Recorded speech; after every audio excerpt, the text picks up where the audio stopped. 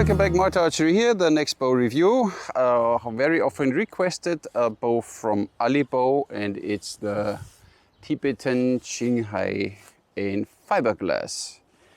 Because many people want to know how it is, what it is, how it performs. Of course, you get the sleeve as we know it with one red ring. Others have two, but I mentioned that last time. Then look, we got it in blue. So technical specifications first. The Tibetan Qinghai is from the Qinghai province. It's influenced by the Manchus. The string has a length of 136 in the long version, and the short version is 120. The max draw in the long version is 33 inches, in the short version 31 inches. And you can have them in a draw weight from 20 to 60 pounds. And it's available in 7 different colors, from red, green, blue. The blue one looks quite nice, quite fancy. And when I put this bow out of the sleeve, I thought, wait a second. I just made a review about the bow, and I'll show you.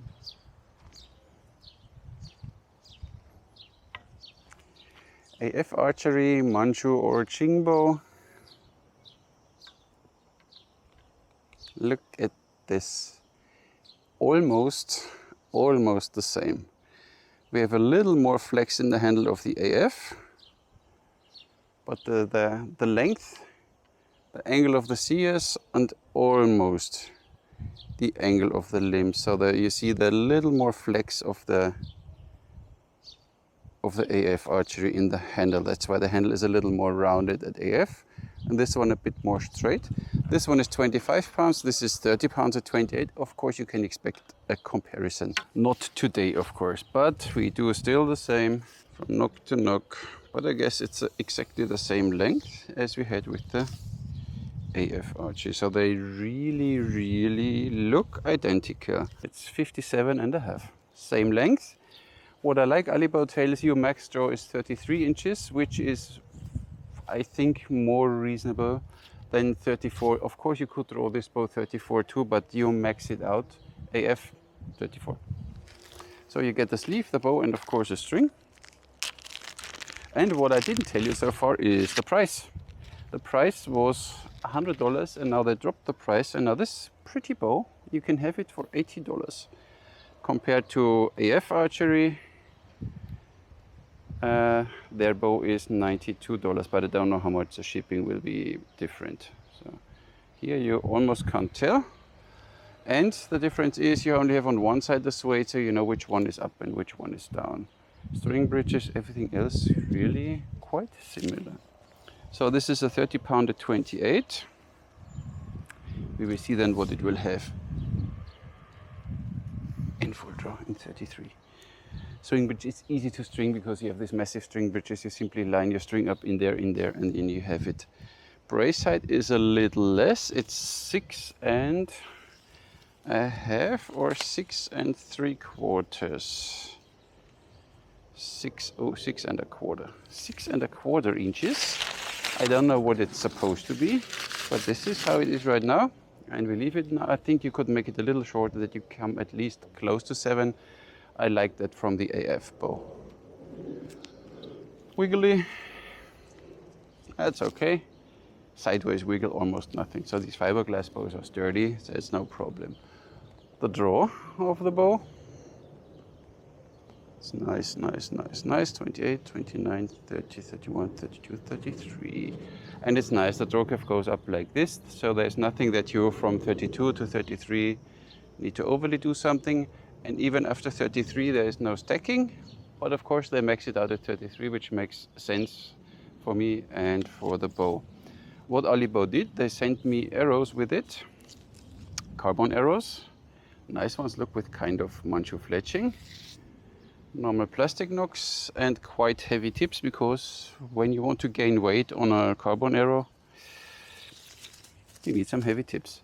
So the length of the arrow is, in Alibow's way of measuring, from the tip to the end of the nock, 34 inches. But of course we know European way of measuring it at the end, back of the tip to the bottom of the nock, and it's 32.5, which is still fine, I guess, for this bow. 32.5. But of course, what you get when you have a carbon arrow and you simply think I need to gain weight and put heavy tips on it, look where the FOC is. It's quite, oh, it's quite there. See, there it is. So it's quite far in front. So this is a really heavy-headed arrow, but I guess it will still work. Build quality of this bow, the whipping is nice, the leather, everything is nice. I mean, $80, guys, come on. And you get a Manchu-esque bow, the short brother of the Yarha. Maybe I do a comparison with the Yarha then, huh?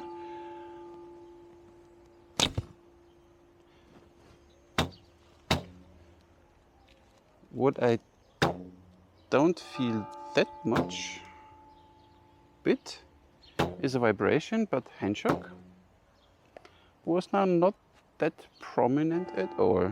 But we go there when we shoot now. So the bow has 30 pounds at 28 and has 42 at 33. So you're seeing these arrows of 540 grain. I tell you another grain per pound. And of course the F value is a little worse because you only draw 33 inches, but it's the same length as the AF archery. So it's 090, whatever, I will write it.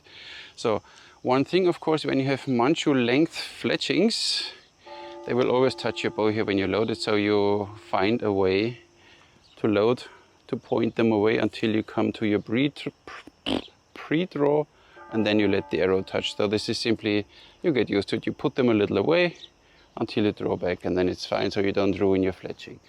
And you can shoot your Manchu style, no problem. Nice. And yeah, I need to really compare them then side by side. This one does not feel to have that much hand shock. Maybe because the flex in the handle is not that pronounced like the other one.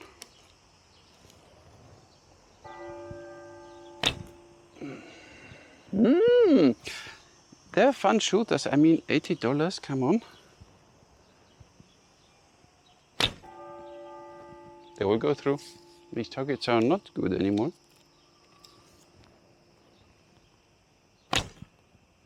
Yep. Nice. Feels very good.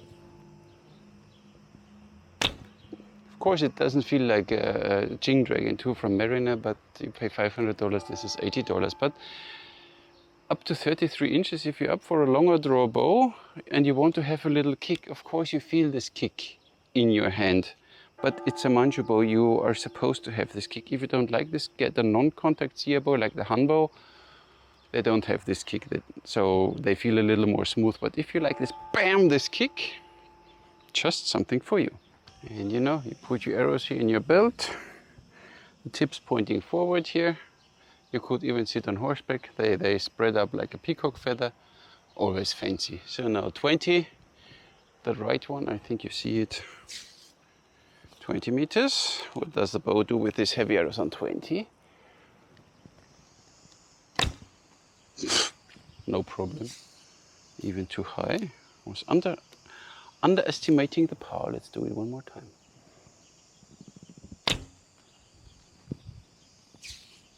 $30.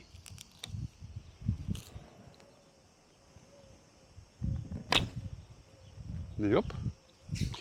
Takes a little that you get used to it. Then you can even try your thumb rings and your shallow hook and Manchu thumb ring with this bow. All fine. A little low. Okay, let's shoot one more, 10 meters, just because we can.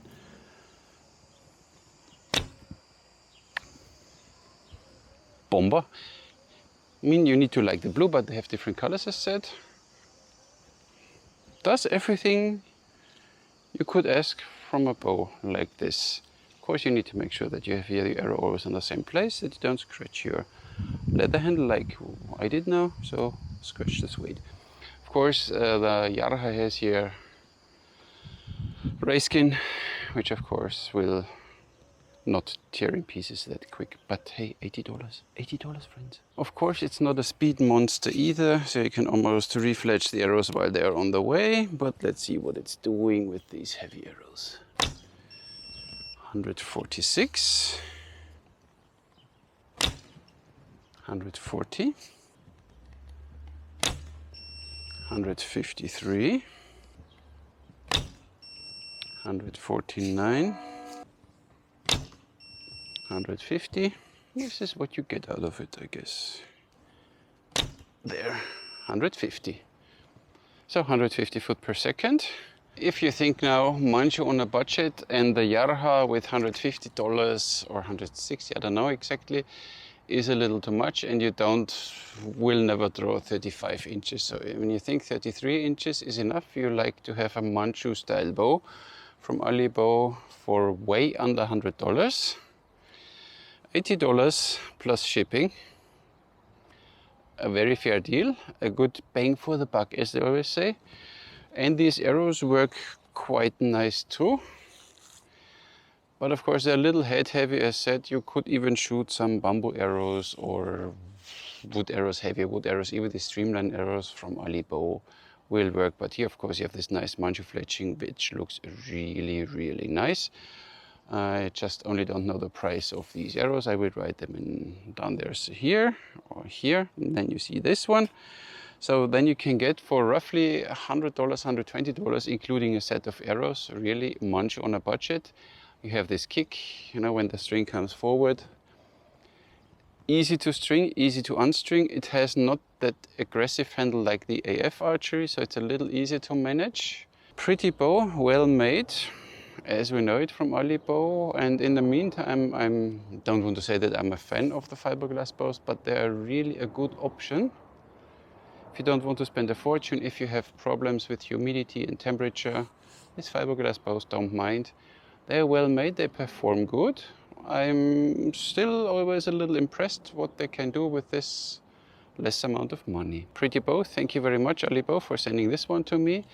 So 33 inches, draw a bow with a little kick. The Tibetan Qinghai, from the Qinghai province. Really nice bow, and I can't say anything. Everything is nice here. And here even the string nock is smoothed out, is rounded, so the string runs round, not edgy. So that's nice. String bridge has here a wide gap for the string that it always lands in there. The string bridge by itself, the back is slightly angled inwards. Even if the string comes out there, it will always slide in. So it's a safe bow to shoot with. Feels good. It's not even straight, but this bow doesn't mind. Then you straighten it. So when you use the step through method, always check if it's straight, then it's fine. A nice bow, and as said, you can directly do your Manchu, what I always liked. I saw it from Stephen Selby, I don't know, 200 years ago. He's like me, not a quiver guy, not a thumb ring guy. I'm because of him. You simply put the arrows in there, see, and then you spread them out there, like this. You have the tips here in front, and look at the back. You look like a Manchu then. Look, when I go back there and show you one more time. Look. Then you can, and then what you can do is this nice technique, not the Gao Yin, you know, where you come from here up and whatever. You can do really this military style where you stand like this, like almost a Kyoto archer, and then you simply roll your shoulders out. And with this you get, I mentioned it last time in this video, when you bring your arms down in this direction, you have to roll your shoulders down, and then you get your back tension, and you can even throw heavy bows in an easier way. That's why they did it like this. They had an idea why. See, you push and you pull and you roll your shoulders down, and then you lean into the bow, and then you have it. And that's so cool. I want to shoot one more. I shoot here. And even a slight, you know, a slightly side katra. Of course, you can you can do whatever you like with this bow. Of course, I didn't tell you now if you could do this, but the handle is so nice. So if you want to do your Kasai style, you can do this You can do this way around. Works really good here. You have really good control still of the bow. You can load, point, draw and shoot, no problem. This works, everything with this bow. Very versatile. Of course, it's a little longer than usual horse bows, but it's the Qinghai, so that's why. Qinghai. Cool, nice bow. Thank you, Zhang Li, for sending this bow to me, including these arrows and the other thumb ring. Thank you very much for that. And for you all guys, thank you very much for watching. And as usual, I catch you in the next one.